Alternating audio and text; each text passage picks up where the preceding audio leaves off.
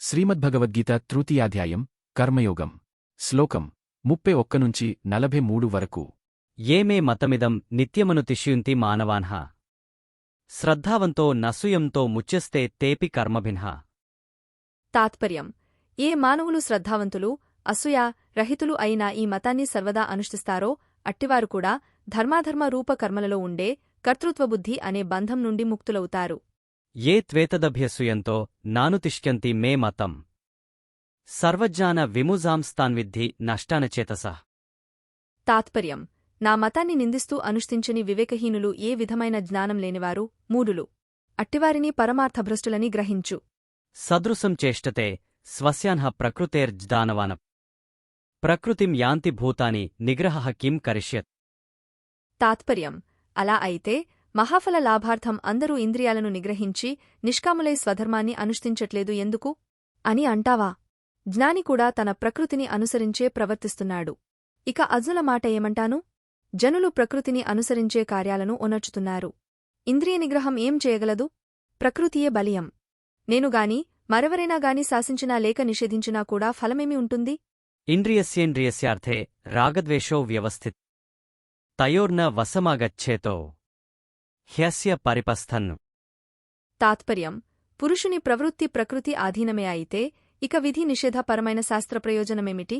అంటే ఇంద్రియాలన్నింటికీ అనుకూల విషయంలో ఆసక్తి, అట్లే ప్రతికూల విషయంలో ద్వేషమూ ఉండనే ఉన్నాయి. అట్లే ప్రవృత్తి కూడా కలుగుతోంది కనుక వాటికి వశం కాకూడదు అని శాస్త్రం నియమిస్తోంది. ఈ రెండు శ్రేయోమార్గానికి ప్రతికూలమైనవి. శ్రేయాన్ స్వధర్మో విగుణః పరధర్మాత్స్వనుష్ఠితాత్ స్వధర్మే నిధనం శ్రేయః పరధర్మో భయావహః. తాత్పర్యం: దోషంతో కూడినదైన స్వధర్మానుష్ఠానం చక్కగా నిర్వహింపబడిన పరధర్మం కంటే ఉత్కృష్టతరమైనది. వర్ణాశ్రమ విహితమైన స్వధర్మ సాధనంలో కలిగిన మృతి కూడా కళ్యాణకరం. కాని పరధర్మానుష్ఠానం విపజ్జనకమైనది. అథకేన ప్రయుక్తోయం పాపం చరతి పూరుషః అనిచ్ఛన్నపి వార్ష్ణేయ బలాదివ నియోజితః. తాత్పర్యం: అర్జునుడు పలికెను, కృష్ణా, మనుష్యుడు తనకు ఇష్టం లేకున్నా కూడా ఎవరిచేతనో ప్రేరేపించబడి బలాత్కారపూర్వకంగా పాపాచరణలో నియుక్తుడవుతున్నట్లు ఉన్నాడు. ఇతనిని ఇలా ప్రేరేపించేదేది? కామ ఏష క్రోధ ఏష రజోగుణ సముద్భవః మహాసనో మహాపాప్మా విద్ధేన మిహ వైరిణ. తాత్పర్యం: శ్రీభగవానుడు పలికెను, నీవు అడిగే కారణం ఇది రజోగుణం నుండి కలిగి తృప్తిపరచరాని అత్యుగ్రమైన కామం. ఏ కారణం వల్లనైనా ప్రతిహతమై పరిణమించే క్రోధం కూడా ఇదే. ఈ జగత్తులో దీనిని శత్రువని గ్రహించు. ధూమేనావ్రియతే వహ్నిర్యథాదర్శో మలేనచ్చ యథోల్బేనావృతో గర్భః తథా తేనేదమావృత. తాత్పర్యం: పొగచేత నిప్పు, మురికిచేత అద్దం, మావిచేత గర్భస్థ పిండం కప్పబడే విధంగా కామంచేత ఈ వివేకబుద్ధి ఆవృతమవుతోంది. ఆవృతం జ్ఞానమేతేన జ్ఞానినో నిత్యవైరిన్ కామరూపేణ కోస్తేయ దుష్పురేనానలేన. తాత్పర్యం: కౌంతేయా, ఈ కామం జ్ఞానికి నిత్యశత్రువు. ఇది అగ్నివలే నిండింపరానిది. తృష్ణారూపమైన ఈ కామం చేత వివేకబుద్ధి ఆవృతమవుతోంది. ఇంద్రియాణి మనోబుద్ధి రస్యాధిష్ఠానముచ్యత్ ఏతైర్విమోహయ తేష జ్ఞానమావృత్య దేహినం. తాత్పర్యం: ఇంద్రియాలు, మనస్సు, బుద్ధి కామానికి ఆశ్రయాలని చెప్పబడుతున్నాయి. వీటిచేత వివేకజ్ఞానాన్ని ఆవృతం చేసి కామం దేహాభిమాని అయిన జీవుణ్ణి విభ్రాంతుణ్ణి చేస్తోంది.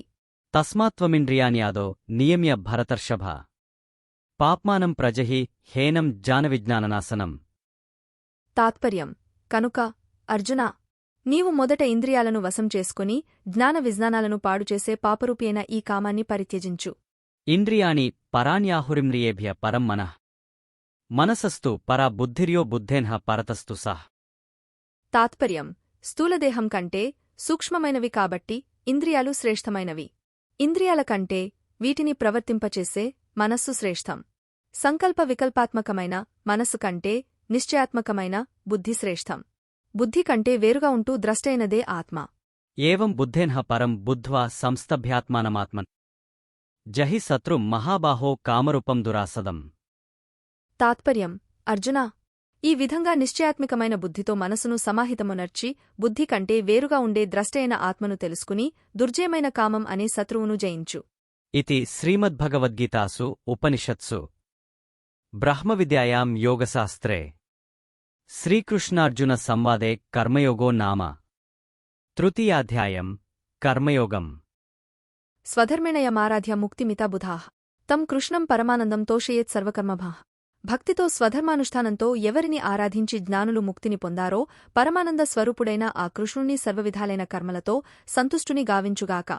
భగవద్గీత తృతీయాధ్యాయం కర్మయోగం శ్లోకం 31 నుంచి 43 వరకు. క్లుప్తముగా ఏ మానవులు శ్రద్ధావంతులు అసూయా రహితులు అయినా ఈ మతాన్ని సర్వదా అనుష్ఠిస్తారో అట్టివారు కూడా ధర్మాధర్మ రూప కర్మలలో ఉండే కర్తృత్వబుద్ధి అనే బంధం నుండి ముక్తులవుతారు. నా మతాన్ని నిందిస్తూ అనుష్ఠించని వివేకహీనులు ఏ విధమైన జ్ఞానం లేనివారు మూఢులు. అట్టివారిని పరమార్థభ్రష్టులని గ్రహించు. అలా అయితే మహాఫల లాభార్థం అందరూ ఇంద్రియాలను నిగ్రహించి నిష్కాములై స్వధర్మాన్ని అనుష్ఠించట్లేదు ఎందుకు అని అంటావా? జ్ఞాని కూడా తన ప్రకృతిని అనుసరించే ప్రవర్తిస్తున్నాడు. ఇక అర్జునుల మాట ఏమంటాను? జనులు ప్రకృతిని అనుసరించే కార్యాలను ఒనర్చుతున్నారు. ఇంద్రియ నిగ్రహం ఏం చేయగలదు? ప్రకృతియే బలీయం. నేనుగాని మరెవరైనా గాని శాసించినా లేక నిషేధించినా కూడా ఫలమేమి ఉంటుంది? పురుషుని ప్రవృత్తి ప్రకృతి ఆధీనమే అయితే ఇక విధి నిషేధపరమైన శాస్త్రప్రయోజనమేమిటి?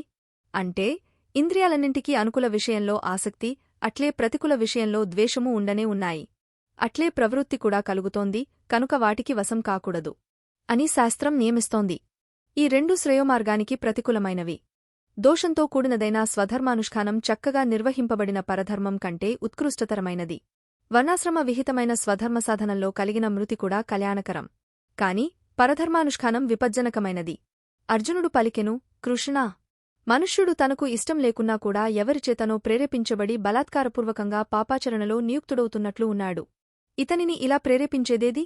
శ్రీభగవానుడు పలికెను, నీవు అడిగే కారణం ఇది రజోగుణం నుండి కలిగి తృప్తిపరచరాని అత్యుగ్రమైన కామం. ఏ కారణం వల్లనైనా ప్రతిహతమై పరిణమించే క్రోధం కూడా ఇదే.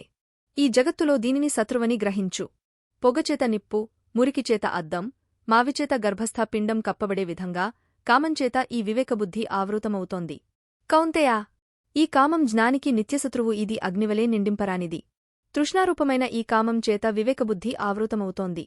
ఇంద్రియాలు, మనస్సు, బుద్ధి కామానికి ఆశ్రయాలని చెప్పబడుతున్నాయి. వీటిచేత వివేకజ్ఞానాన్ని ఆవృతం చేసి కామం దేహాభిమాని అయిన జీవుణ్ణి విభ్రాంతుణ్ణి చేస్తోంది. కనుక అర్జునా! నీవు మొదట ఇంద్రియాలను వశం చేసుకుని జ్ఞాన విజ్ఞానాలను పాడుచేసే పాపరూపి అయిన ఈ కామాన్ని పరిత్యజించు. స్థూలదేహం కంటే సూక్ష్మమైనవి కాబట్టి ఇంద్రియాలు శ్రేష్టమైనవి. ఇంద్రియాల కంటే వీటిని ప్రవర్తింపచేసే మనస్సు శ్రేష్టం. సంకల్ప వికల్పాత్మకమైన మనస్సు కంటే నిశ్చయాత్మకమైన బుద్ధి శ్రేష్టం. బుద్ధి కంటే వేరుగా ఉంటూ ద్రష్టైనదే ఆత్మ. అర్జునా! ఈ విధంగా నిశ్చయాత్మికమైన బుద్ధితో మనసును సమాహితమునర్చి బుద్ధి కంటే వేరుగా ఉండే ద్రష్టైన ఆత్మను తెలుసుకుని దుర్జయమైన కామం అనే శత్రువును జయించు.